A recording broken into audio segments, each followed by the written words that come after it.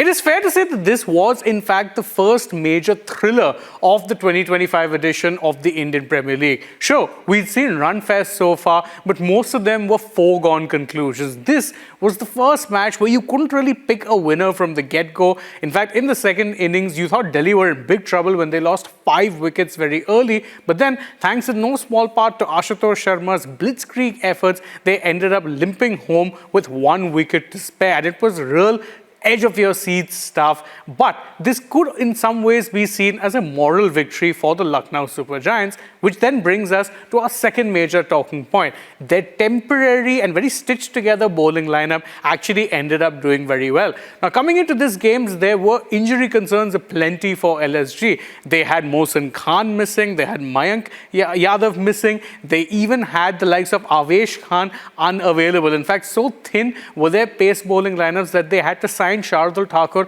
as a player replacement very, very late into the season, actually ending up beginning.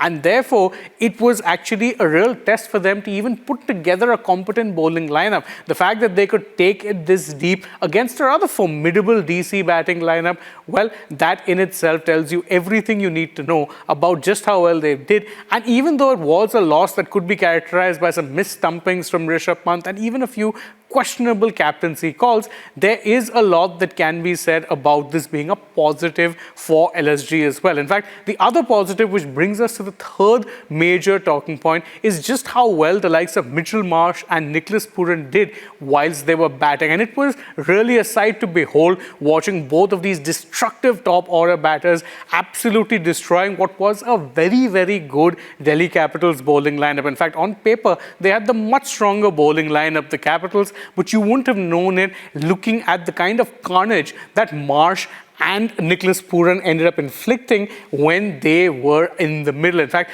Pooran was a little bit more destructive than Marsh, but that's not saying much. Both of them hit 6 fours, and Pooran actually hit 7 sixes, whereas Marsh had 6 sixes. Not really a lot of difference, but it was a sight to behold watching them play the way they were. And it can only be good things if they're clicking this early in their time together at the Lucknow Super Giants.